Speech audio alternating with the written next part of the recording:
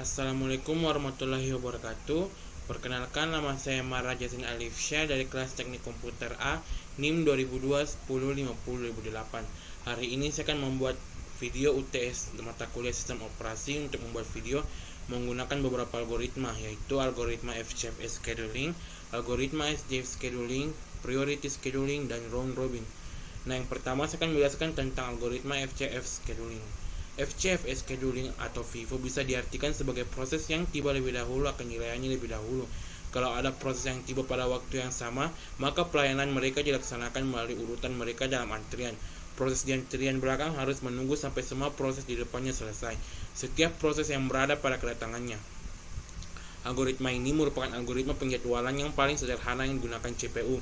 Dengan menggunakan algoritma ini, setiap proses yang berada pada status ready dimasukkan ke dalam FIFO QW atau antrian dengan prinsip first in first out sesuai dengan waktu kedatangannya. Proses yang tiba terlebih dahulu yang akan dieksekusi. Algoritma FCFS dalam prosesnya tidak mengizinkan sebuah penyelaan dari segi apapun. Dengan kata lain, algoritma FCFS ini bersifat non-preemptive atau tidak dapat dilakukan interrupt oleh proses lain, walaupun proses yang menunggu memiliki prioritas yang lebih tinggi. Nah, pada algoritma FCFS ini memiliki dua kelemahan, yaitu waiting time rata-ratanya cukup lama dan terjadi convoy effect, yaitu proses menunggu lama untuk menunggu satu proses besar yang sedang dieksekusi oleh CPU. Nah, saya akan memberikan contoh algoritma FCFS. Yang pertama, kita harus membuat progress ya. Progress itu ada 3, P1, P2, dan P3. Kemudian kita membuat burst time.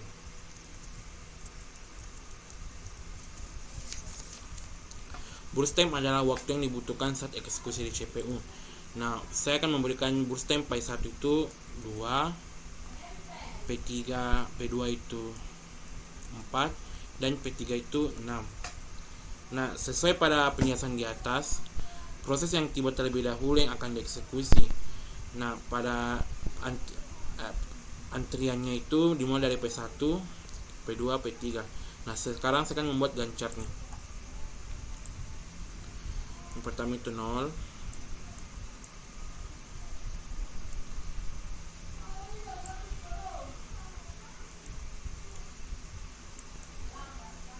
P1 langsung dieksekusi, maka waktu menunggu P1 itu P adalah 0. P1 dengan 0.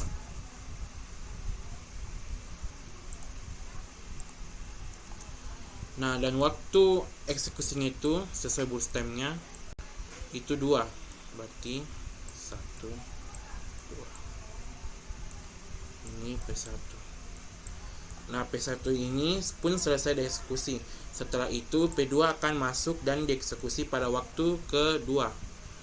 Nah, sekarang kita akan menulis waktu menunggu P2. P2 itu 2.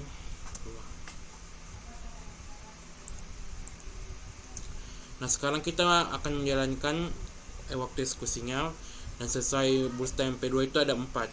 Berarti kita waktu yang dibutuhkan itu adalah 4.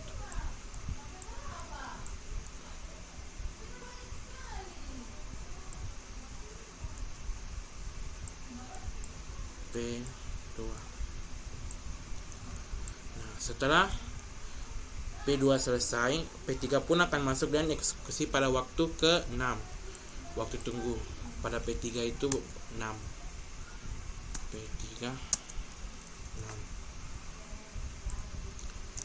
Nah, waktu yang dihabiskan P3 untuk dieksekusi itu dilihat pada burst time-nya itu 6. Berarti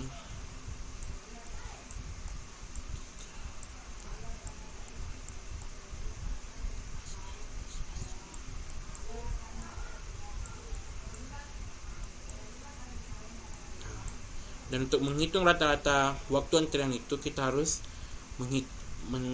menambahkan semua angka tunggunya. Berarti 0 ditambah 2 ditambah 6. 6 sama dengan 8. Dan dibagi dengan berapa proses yang kita buat. Berarti yang kita butuh 3, berarti akan dibagi 3.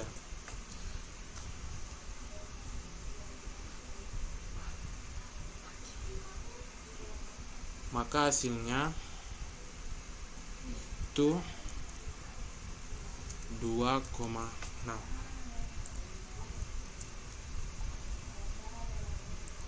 Nah, sekian itu contoh dari FCFS. Yang kedua, saya akan menjelaskan tentang SJF scheduling. Algoritma Shortest Job First (SJF) atau algoritma proses terpendek dipertamakan PTD adalah salah satu algoritma penjadwalan di mana proses yang akan didahulukan pengerjaannya adalah proses yang memiliki waktu proses terpendek. Hal ini mengakibatkan setiap proses dalam antrian memiliki waktu tunggu yang pendek, sehingga kita diimplementasikan pada sistem penjadwalan produksi. Hal ini dapat mengoptimalkan waktu tunggu produksi. Algoritma Shortest Job First Scheduling (SJF) ini memungkinkan setiap proses yang memiliki burst time waktu atau pengerjaan terkecil yang akan dikerjakan terlebih dahulu. Hal ini mengakibatkan waiting time yang pendek untuk setiap proses dan otomatis waiting time rata-ratanya juga menjadi pendek pula, sehingga dapat dikatakan bahwa algoritma ini adalah algoritma yang optimal. Algoritma Shortest Job First Scheduling (SJF) ini memiliki dua jenis, yaitu Shortest Job First Scheduling Non-Preemptive dan Shortest Job First Scheduling Preemptive. Walaupun algoritma ini dapat disebut algoritma yang cukup optimal, algoritma ini memiliki beberapa kekurangan, yaitu susahnya untuk memprediksi burst time proses yang akan dieksekusi selanjutnya, dan proses yang mempunyai burst time yang besar akan memiliki waiting time yang besar pula, karena yang dieksekusi terlebih dahulu adalah proses yang burst time yang lebih kecil. Nah, saya akan memberikan contoh algoritma SJF. Nah, contoh pada SJF itu tidak beda jauh dengan FCFS. Pertama kita mau prosesnya. Saya itu akan membuat 4 proses, yaitu P1, P2, P3, dan P4. Nah, saya akan juga mau burst time-nya. Burst time.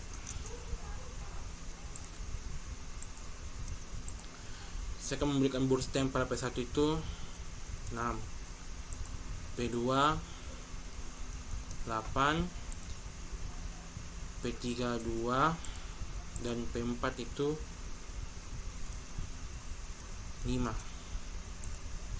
Nah, kalau pada FCFS tadi itu yang paling awal tiba, di SJF ini sesuai pada pengertian di atas, yaitu proses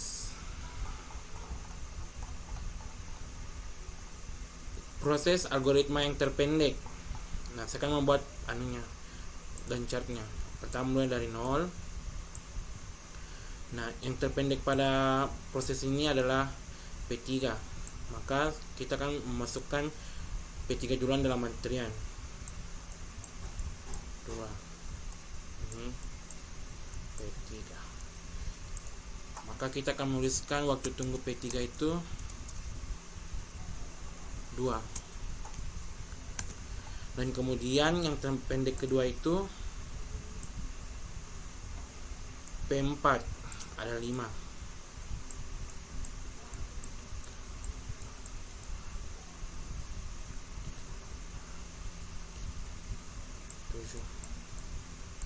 Nah, P4.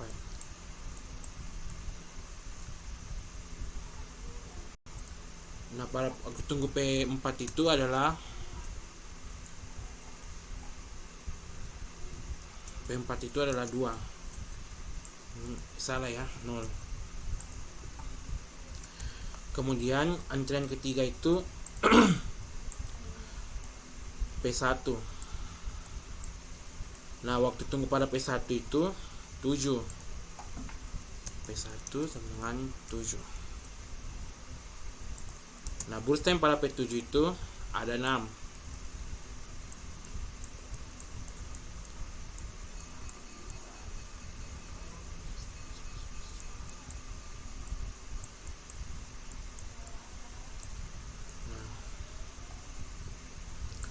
Yang terakhir kita masukkan P2, dan waktu tunggu P2 itu adalah 13. Kita akan tuliskan P2 itu 13.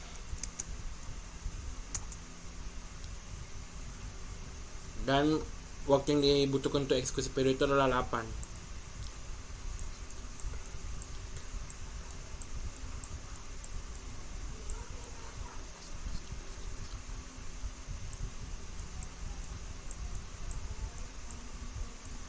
Nah, untuk menghitung rata-rata waktunya itu sama seperti FCFS, kita akan menambahkan semua waktu tunggu pada proses yang kita buat. Berarti 0 tambah 2 tambah 7 tambah 13. 2 13 itu hasilnya 22, dan dibagi juga dengan beberapa proses yang kita buat. Di sini saya membuat proses 4, maka 22 akan dibagi 4.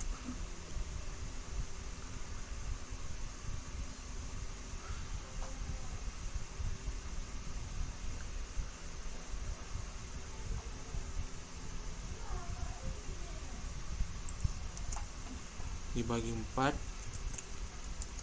maka hasilnya itu 5,5. Yang ketiga adalah priority scheduling. Priority scheduling merupakan algoritma penjadwalan yang mendahulukan proses yang memiliki prioritas tertinggi. Setiap proses memiliki prioritasnya masing-masing. Prioritas suatu proses dapat ditentukan melalui beberapa karakteristik, antara lain: yang pertama, time limit, memory requirement, akses file, perbandingan antara I/O burst dengan CPU burst, tingkat kepentingan proses. Pada algoritma ini terdapat dua macam penjadwalan, yaitu preemptif. Jika ada suatu proses yang baru datang memiliki prioritas yang lebih tinggi daripada proses yang sedang dijalankan, maka proses yang sedang berjalan tersebut dihentikan, lalu CPU dialihkan untuk proses yang baru datang tersebut. Yang kedua, non preemptif. Proses yang baru datang tidak dapat mengganggu proses yang sedang berjalan, tetapi hanya diletakkan di depan queue. Kelemahan pada priority scheduling adalah dapat terjadinya indefinite blocking starvation. Solusi dari permasalahan ini adalah egging, yaitu meningkatkan prioritas dari setiap proses yang menunggu dalam queue tersebut. Nah, sekarang saya akan memberikan contohnya.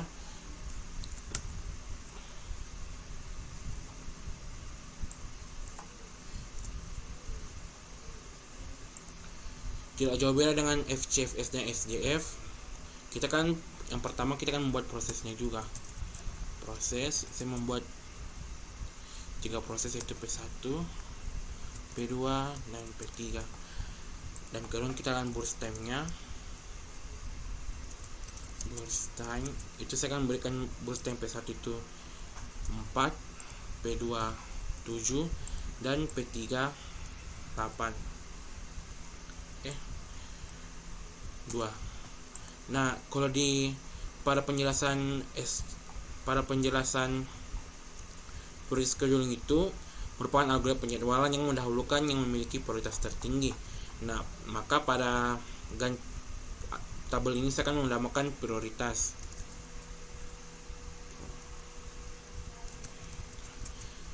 Nah, contoh saya memberikan prioritas ini 3, ini 1, ini 2. Nah, sekarang saya akan membuat Gantt chart-nya.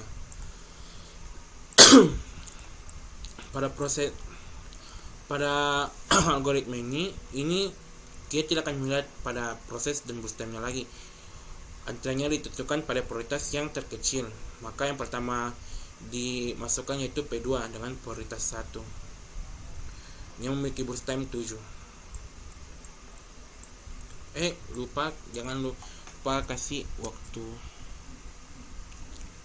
tunggunya. Waktu tunggu itu 0 karena dia yang paling pertama dieksekusi.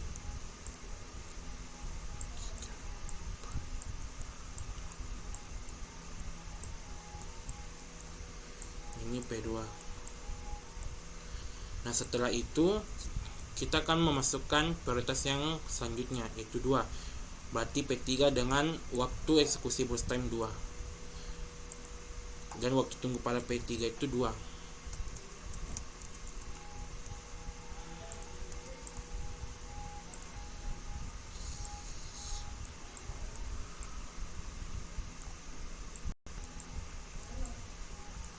Selanjutnya kita akan masukkan proses terakhir, yaitu P1 dengan prioritas 3.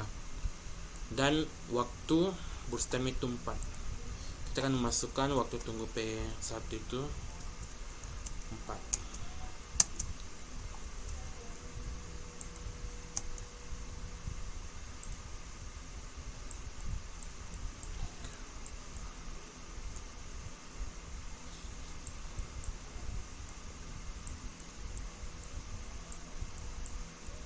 Nah, untuk menghitung waktu rata time juga kita tinggal menambahkan semua waktu tunggunya pada proses yang kita buat, seperti 0 ditambah 2 ditambah 4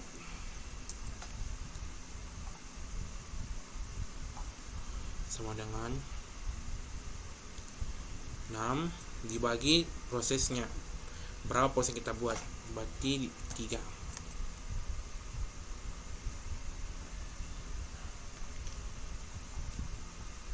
Berarti hasilnya 2.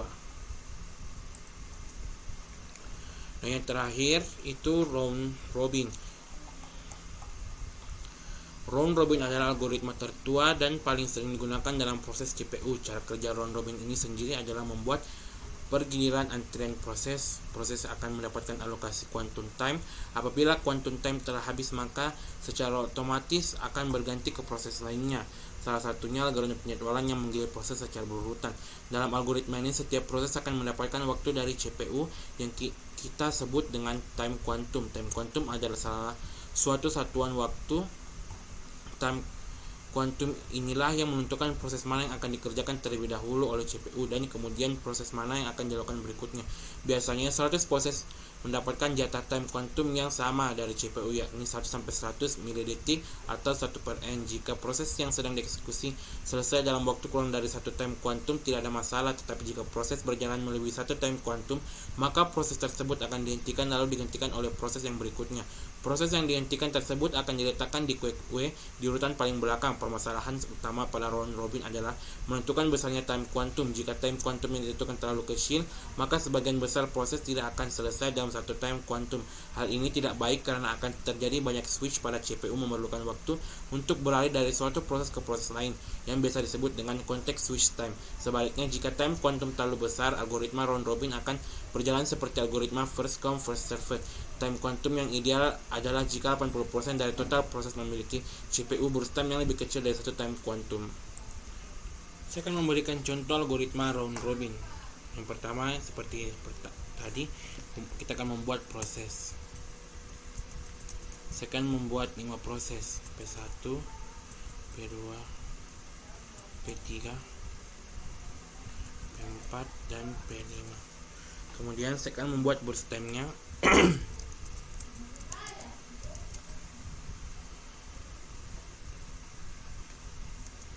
Saya akan membuat burst time P1 itu 5, ini 5, 8, 2, dan 6.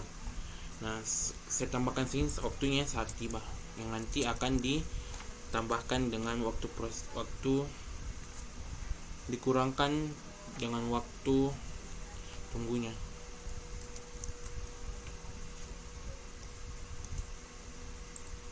Itu 0, 2, 7,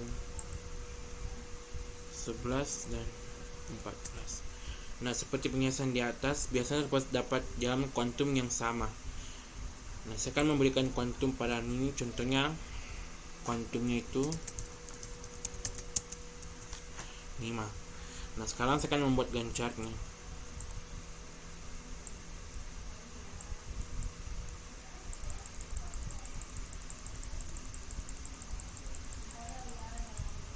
Yang pertama itu P1. Nah, itu nyebut 5, kuantum 5 sama P1 itu habis, maka tetap proses burst time itu 5.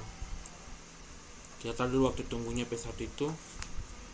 P1 tunggunya 0. Dan burst time itu 5, habis juga dia kuantumnya.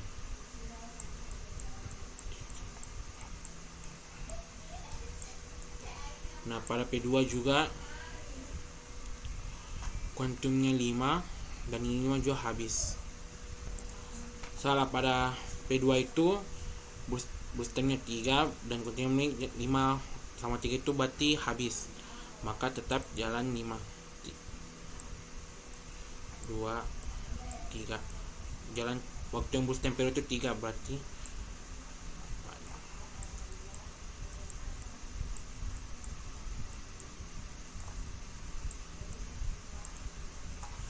Berarti waktu tunggu pada P2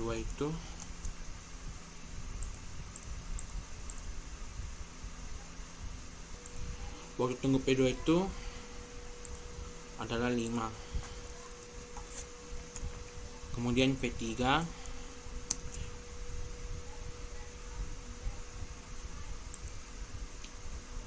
waktu tunggu itu 8.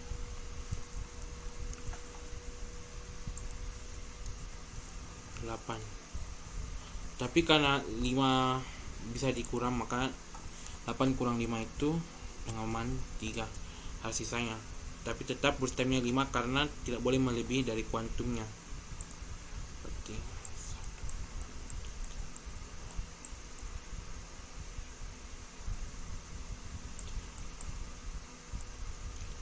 masih ada sisanya. Dan selanjutnya P4 5 sama 2 itu habis. Berarti waktu pada tunggu P4 itu adalah 13. P4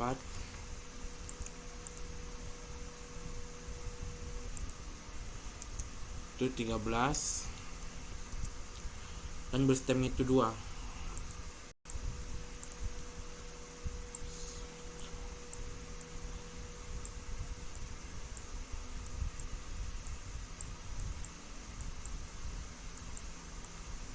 Nah, pada P5 ini masih bisa dikurangkan karena 6 kurang 5.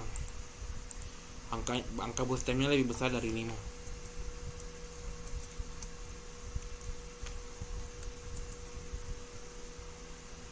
Berarti waktu tunggu P5-nya itu 15. Tapi tetap burst time-nya 5 karena burst time-nya lebih besar dari kuantumnya.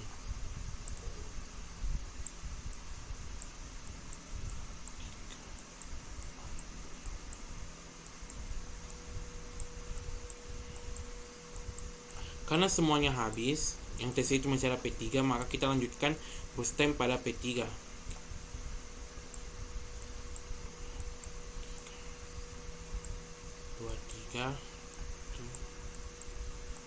P3 P4 nya habis, berarti kita buat lagi P5 berarti 24. Nah, sekarang kita akan menghitung waktu rata-ratanya seperti tadi, cuman bedanya kita akan mengurangkannya. Seperti waktu tunggu P1 itu 0 dikurang dengan sati banyak itu 0, berarti hasilnya juga kosong. Dan pada P2 itu burst time itu 5 dikurang dengan waktu tunggunya 2, berarti 3. Kemudian ini 8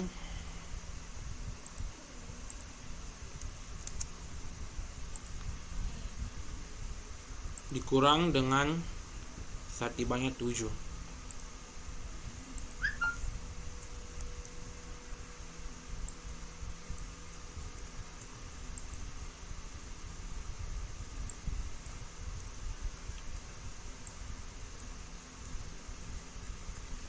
Kemudian pada P4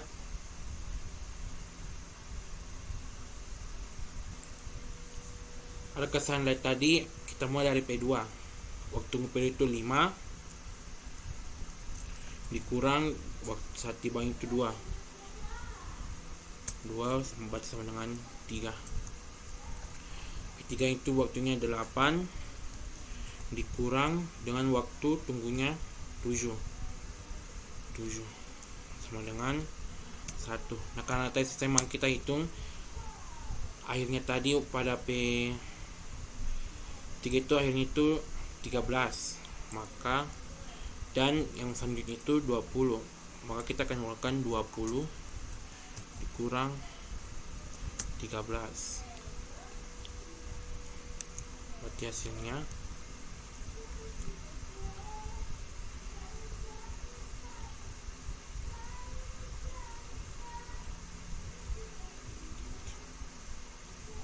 7. 7 tambah 1 berarti 8. P4 itu 13 dikurang 1 banding 11.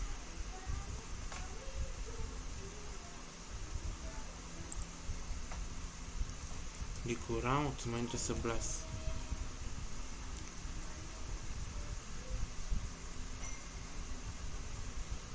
Hasilnya 2.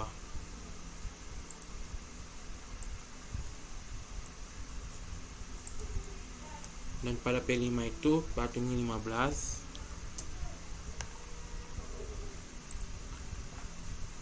dikurangkan batu hitamnya 14 sama dengan 1. Dan ada sisanya yaitu 23 dikurangkan dengan 20. Kurangkan 20. 1. Pada 1 sama 1 sama dengan 2. Nah, sekarang kita bisa menghitung hasilnya semua. 3 ditambah 8 ditambah 2 tambah 2. Lupa nolnya.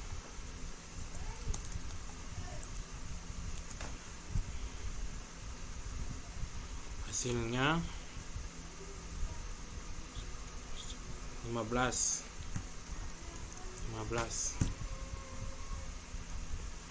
dibagi dengan proses yang kita buat, berarti bagi 5.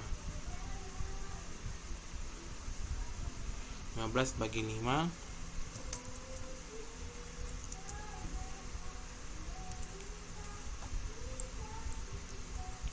berarti hasilnya 3. Nah, semua algoritma sudah dijelaskan dan diberikan contoh.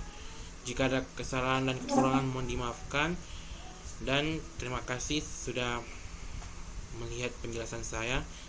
Assalamualaikum warahmatullahi wabarakatuh.